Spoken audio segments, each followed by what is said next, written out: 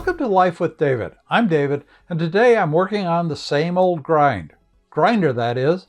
I have a 1945 Sears Dunlop 6-inch bench grinder that's seen better days. It was purchased by my late father-in-law right after World War II, and I want to pass it down to my son so he has something to remember his grandfather by. But it's in rough shape, so why don't you join me as we rebuild this grinder to like-new condition? I'd like to spend a moment on safety. There's nothing more important than keeping you and your loved ones safe. Be sure to read, understand, and follow the safety rules for your tools. Using your tools properly will greatly reduce the risk of personal injury. And always use the appropriate eye, hearing, and respiratory personal protective equipment. This time we're working with line voltage, moving parts, and flying grinding particles. Nasty things can happen if you aren't careful. You could shock yourself, slice off a body part, or damage your eyesight. If you're following along, you're doing so at your own risk. Keep your head in the game, and if you don't feel comfortable doing any of these activities, then don't. Now, let's get started. This bench grinder was first sold by Sears Roebuck under the companion name in 1938. Glass shields were added the following year. The name was changed to Dunlop in 1941, and the grinder was sold under that name until 1953, with some interruptions due to post-war supply issues. Comparing the badging to the Sears catalogs, this unit appears to have been sold just after World War II ended. The price was $17.75, which would be worth approximately $320 in 2025. Pretty expensive for a budget-friendly grinder. This thing is super solid. After my father-in-law died in 1986, his son kept the grinder in an unheated garage until I got it in 2024. Unfortunately, that led to significant surface rust and deterioration of the wiring. I tried to remove the rust manually using a wire brush, but it was pretty well entrenched. To bring it back to life will require complete disassembly and some serious cleaning. Before I dig into the rebuild, I'll check the grinder's operation by running it so I can dress both grinding wheels. So far, so good.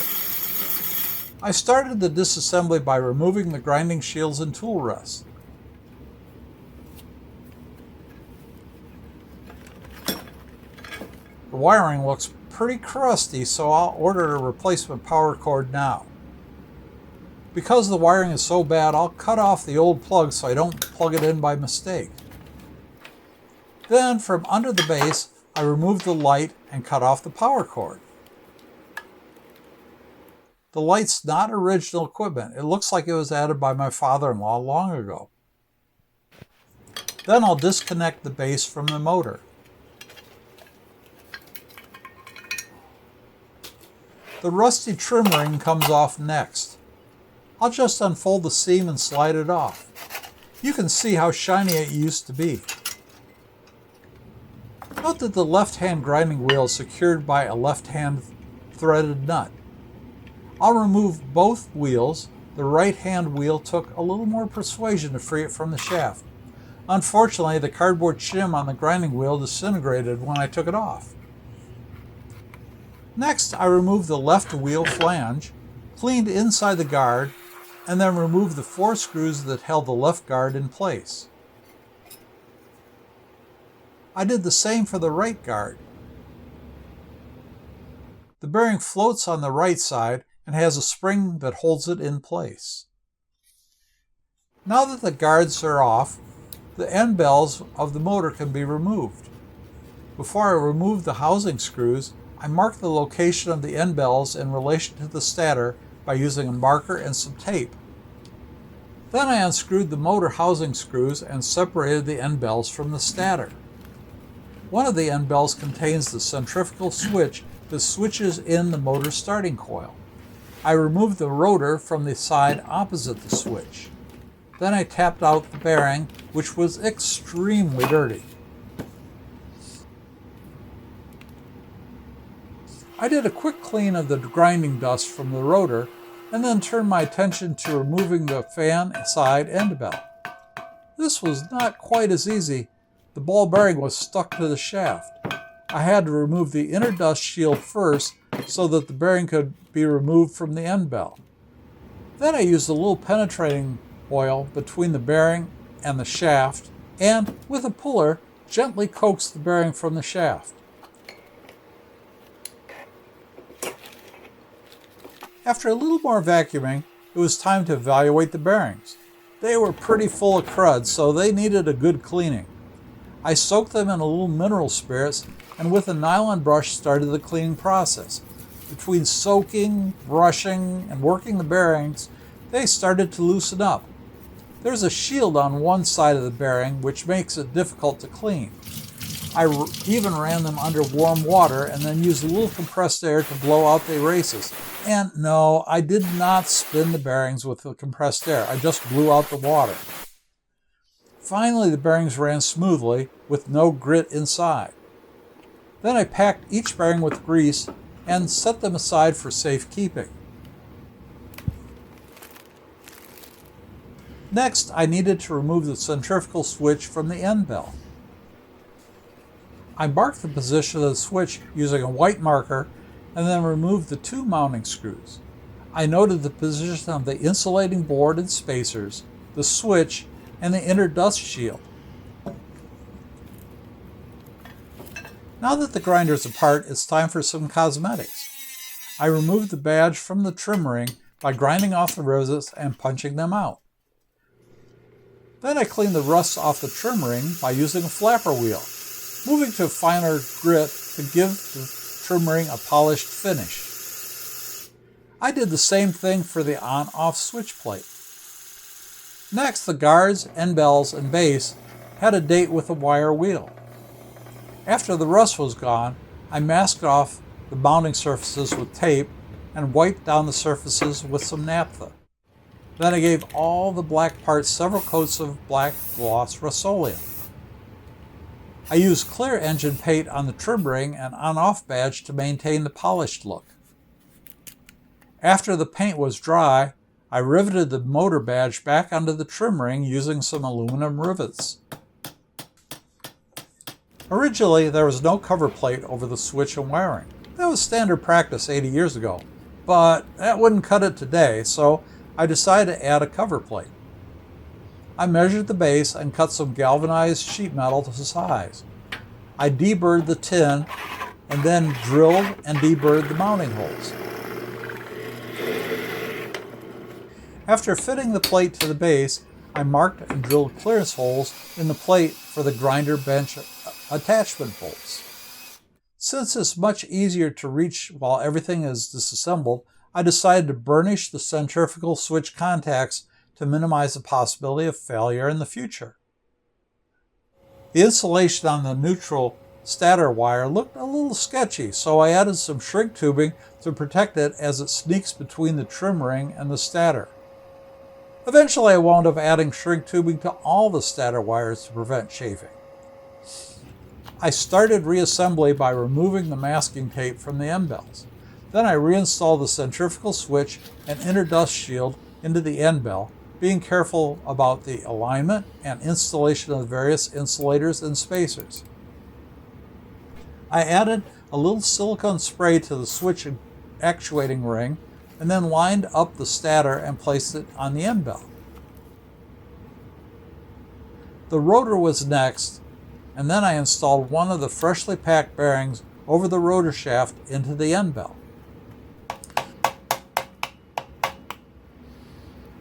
Moving to the fan side end bell, I installed the inner dust shield and added the bearing. I slid the bearing over the rotor shaft and put the end bell in place, making sure everything was in alignment. I tapped the bearings home and installed the end bell screws. One of the keys to reassembling any electric motor is to tighten the bolts evenly and to tap the case periodically to help everything get happy. The result is a rotor that spins freely with no interference. Now I'm ready for the trim ring. I'll place it around the stator and hook the creases together. Then I center the ring around the base mounting holes and tap the creases closed.